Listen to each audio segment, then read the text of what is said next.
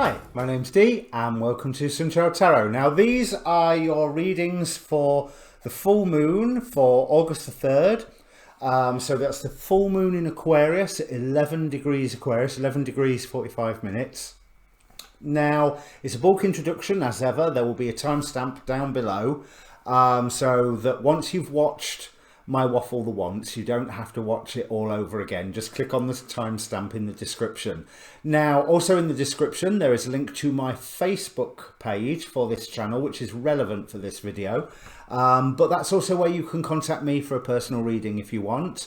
Now, these are general readings. I call them Gods at Play readings because the full moon is about opposition, sun, opposition, moon. It's about the push and pull of the forces. Now, I use God cards like Gods of Titans, Mythic Oracle, Dark Goddess Oracle cards to look at the forces that are working to suppress you and the forces that are looking to uplift you. The forces that are suppressing you, I'm taking a Gnostic view of the ancient gods, that they are masks being worn by the archons who want to feed off of our pain and misery and fear and general non-connectedness to the divine.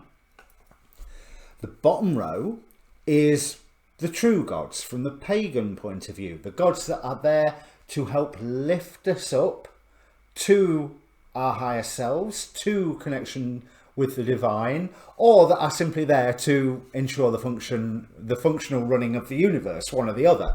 You know, there's certain gods within the pagan religions, they don't care whether you're there or not. Other gods do care.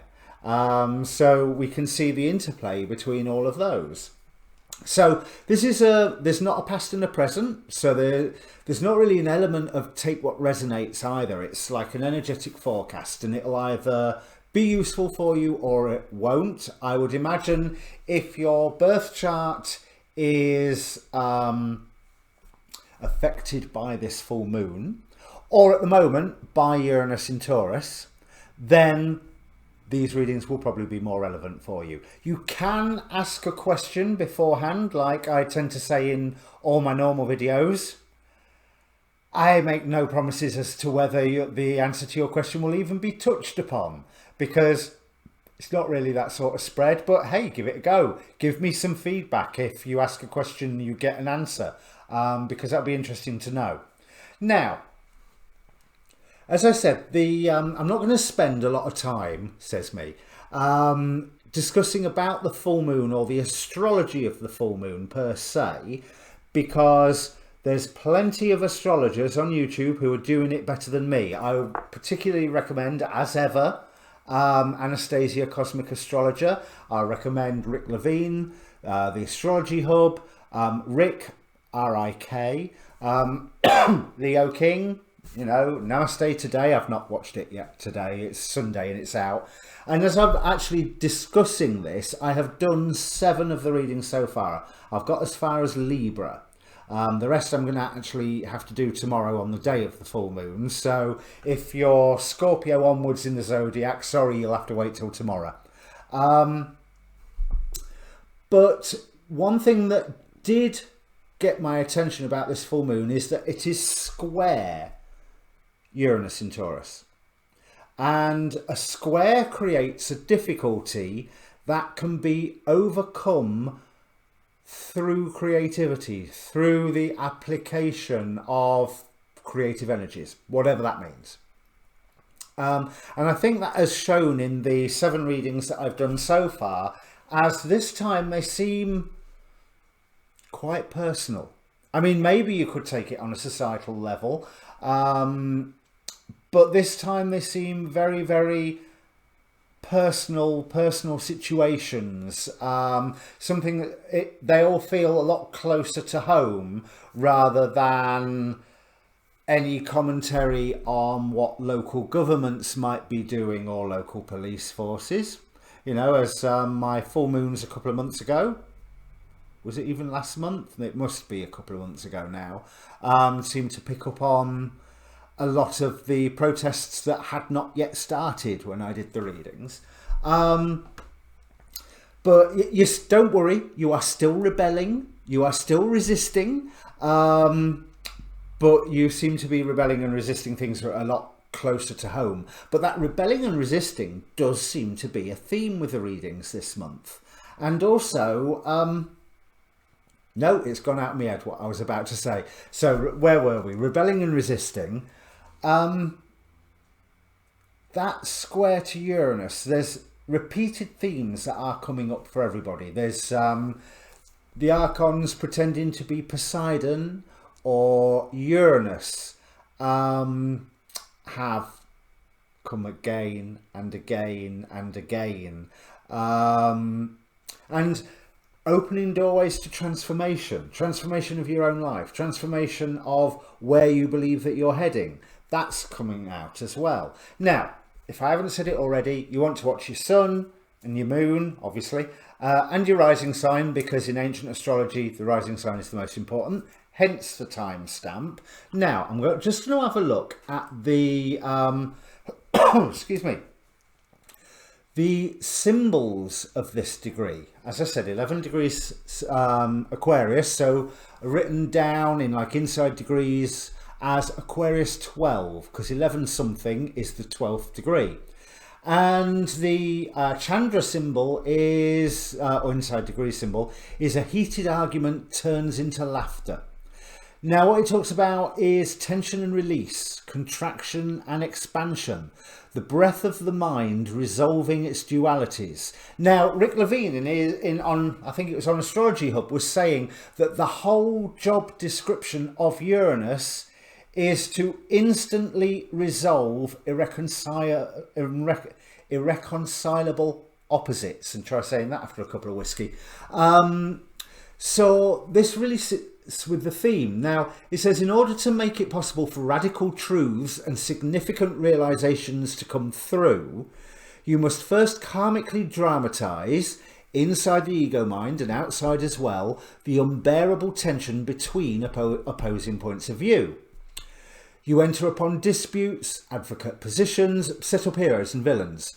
And then when your whole inner and outer world is packed with dilemmas, problems, arguments and battles, you become ready to seek out synthesis, to enter upon a cycle of restoring wholeness. During your experimental years, spice means everything. But during your maturity, there is no further mileage to be had in turning anything against anything else. Getting it that you made it all up in the first place, and that the rational mind delights in controversy but has its limits. When resolution comes, everything looks different.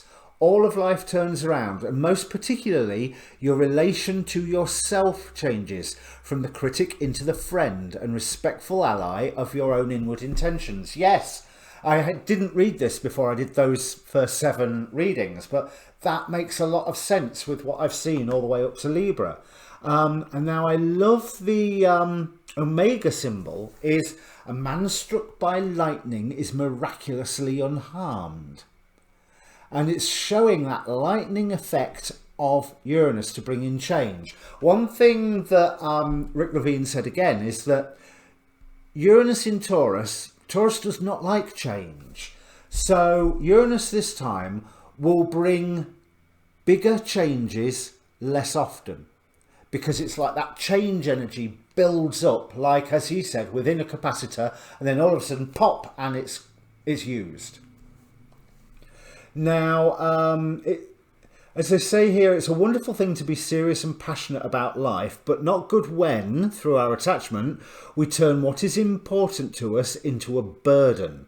Now, this degree is about knowing and focusing on what is important to us, that came out in the readings as well, while learning to carry it lightly. When we attune to the greater spiritual reality from which our consciousness has arisen, we inevitably come to know the joy of pure being. Now, there is symbols of hope here. I mean, all this is fantastic, but it sounds like a lot of work as well, doesn't it? Now, the Pleiadian symbol, which I'm not entirely sure where that's from, because I've not been able to source the origin of these Pleiadian symbols. I mean, other than the Pleiades, obviously.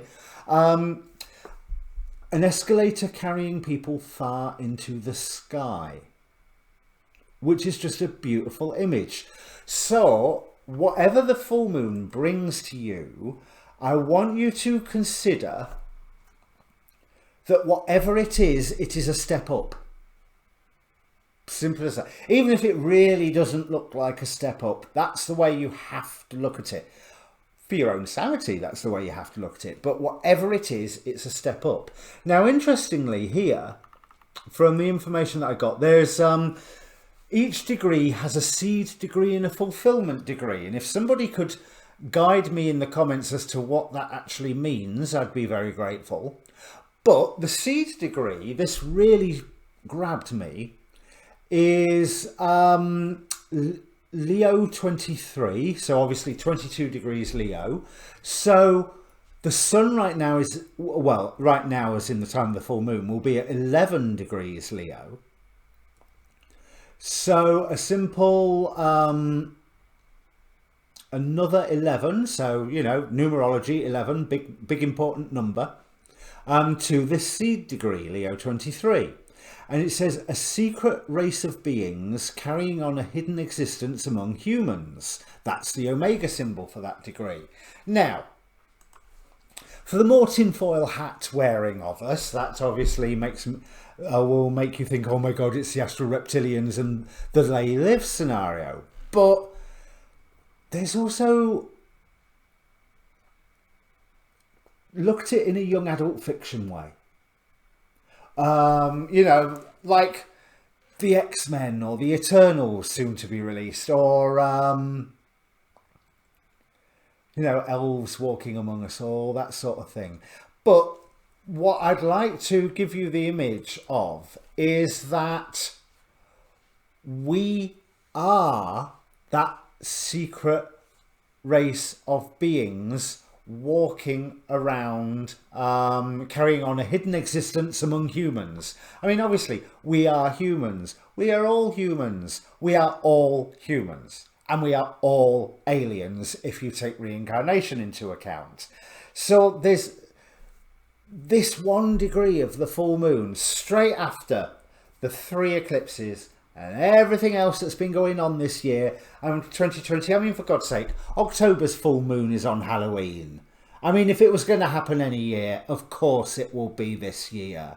But there is a wonderful sense of activation, both in the degree symbols, even that seed degree of 11 degrees Aquarius being Leo 22 degrees Leo, there's that wonderful sense of activation, especially if you think about that escalator thing as well. And there is, in the readings, a wonderful sense of not just activating it as an idea, but actually doing. Right. And there's me saying I wouldn't waffle about the astrology, but I don't think I have. I've stuck to the symbols. So, timestamp down below for the next one that you watch. Remember, sun, moon and rising. Birth chart link down below as well. If you don't know what your moon and rising are, they're always a good idea to have a look at. Comment. It is always good to receive the feedback. And thank you so much for everyone who has subscribed or liked the videos so far. The likes do help, the subscriptions help even more, and hey, you want to see what I'm going to do, so subscriptions, notifications bell, and come and join us on the Facebook page, link down below. Right, time to get on with your reading. And welcome Cancer Rising and Cancer Moon after the timestamp now. The God forces, Cancer, that are arraigned against you, and bear in mind this is the archons pretending to be the gods. We have Poseidon with flow, Uranus as the father, Chang'e with obsession, Aphrodite with self-love, and Prometheus with cunning. And on your side, trying to lift you up so that you are more in line with your higher self, Thor with action, Hemera with rebirth, and Pele with transformation. Oya with power, and Artemis with as the goddess of light. So what I'm seeing here is phenomenal, but it's going to be an active time for you. Bear in mind, I no doubt mention, or will mention when I film it, the intro to this video. that the full moon is square Uranus in Taurus. And it will bring change, and it won't bring many changes, but the changes that it will bring will be big changes. Now, the danger here seems to be you going with the flow, doing whatever it is that you are told to do, possibly by somebody who can be a little bit overbearing, a little bit expecting to be obeyed. You know, so whether this is a father, or a boss, or a manager, or a local authority of some form or one another, or hey, even a national one. But somebody who is used to being obeyed, and somebody who, let's face it, Uranus did not have the greatest love for his children since he imprisoned. Now, it was Kronos that ate his children. I can't remember what Uranus did, but I do remember that Saturn Kronos ended up castrating him in revenge and taking his place. Oh, lots of aces. 2 of Cups here. Right. So somebody is going to try to tell you to do something. It's quite possible that they are labouring under a misapprehension. And it will be so easy for you just to go, okay, yeah, fine, I'll do it. No. No.